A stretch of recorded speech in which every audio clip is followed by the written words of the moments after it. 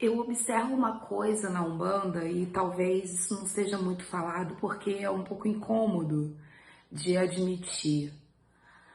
O quanto que a gente está mais preocupado em parecer espiritual do que exatamente em amadurecer espiritualmente.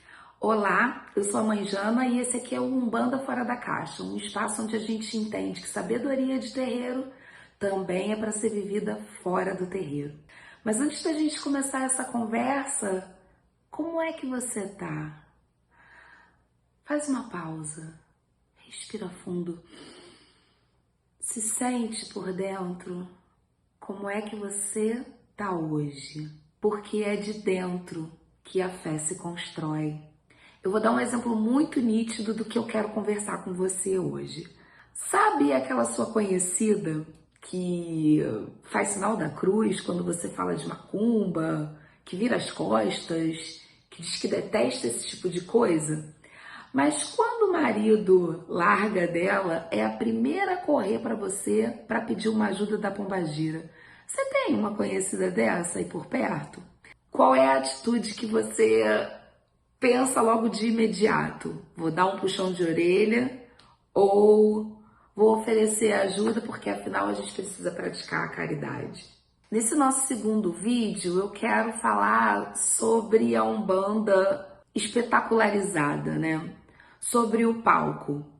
O palco tanto como uma performance, a Umbanda que resolve tudo, a Umbanda que pode ser pisada, pode ser mal falada, mas na hora de resolver algum problema, tá lá. A ajuda da pombagira, o conselho do preto velho, mas Deus me livre de frequentar esse tipo de lugar. O quanto que a gente tem que performar esse lugar de estar a serviço do próximo, disposto a oferecer caridade a qualquer custo, no sentido de que, mesmo que a gente seja mal falado, destratado, apedrejado, a gente tem que estar com as portas dos nossos terreiros e dos nossos corações abertas para essa prática de caridade.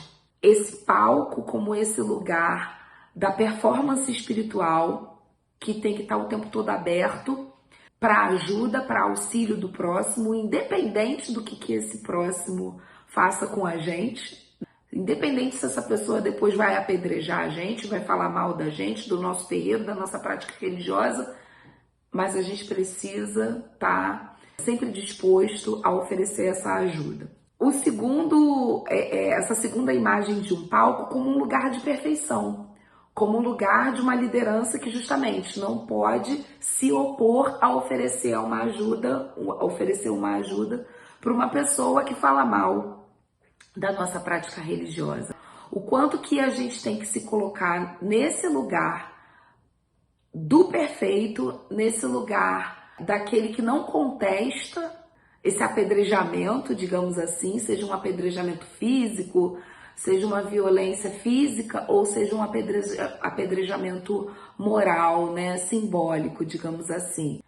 Então, o que eu tô querendo trazer aqui para vocês é o quanto que a gente tem que se manter nessa posição de perfeição, de serviço, mesmo que a gente sofra ataques.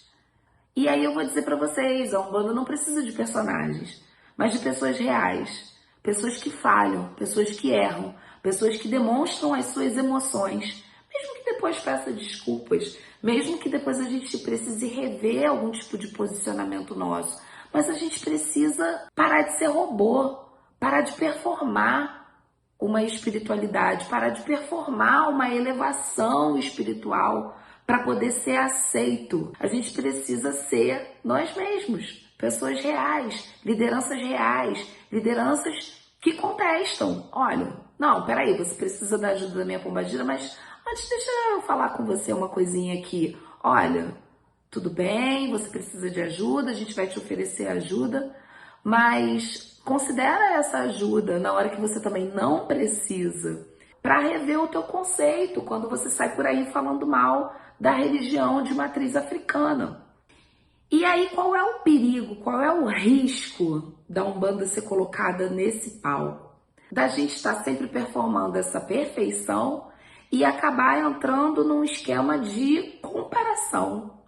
E a comparação ela acaba gerando frustração, porque no momento em que você percebe que aquela liderança, que aquele umbandista, que aquele filho de santo é uma pessoa real, com as suas emoções, com as suas falhas, com os seus erros, com as suas fragilidades, aquele castelo de areia desmorona. Toda aquela ideia de perfeição que a pessoa faz diante de uma liderança, ou diante de um irmão de santo, ou diante de uma pessoa umbandista que está disposta a oferecer uma ajuda, ela vai desmoronar, porque vai chegar uma hora em que você vai perceber que aquela pessoa é humana.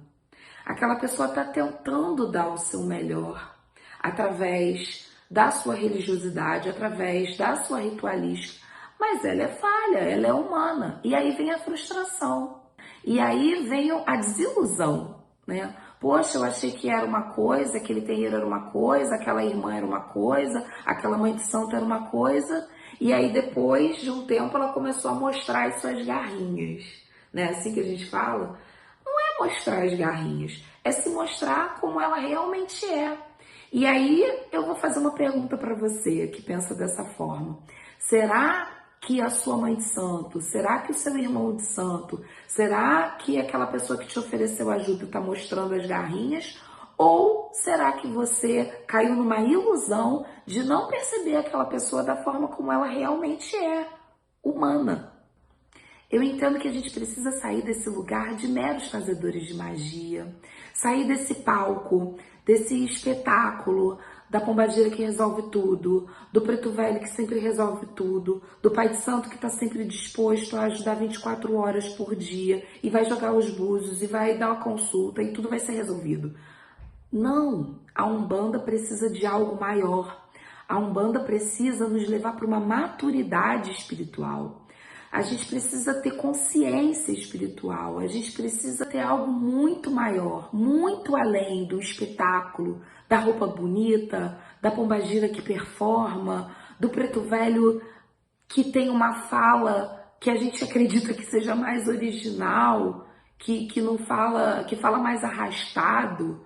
A gente precisa de mais do que isso, a gente precisa de consciência espiritual. A Umbanda espera isso da gente. Espera que a gente saia desse lugar que o Jairo Pereira, né, o nosso mais velho, colocou com muita sabedoria, de sair desse lugar de meros fazedores de magia, para entrar num lugar de despertamento de uma consciência maior, consciência da nossa humanidade, consciência das nossas fragilidades.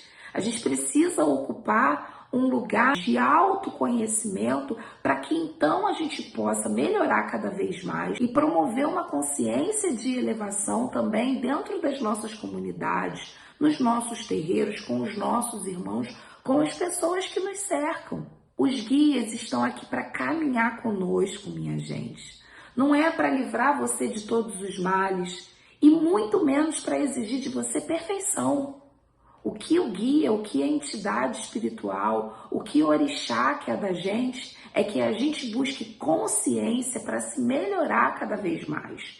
E não que a gente seja perfeito, e não que a gente proponha uma perfeição, e não que a gente não demonstre as nossas emoções, as nossas inseguranças, os nossos medos.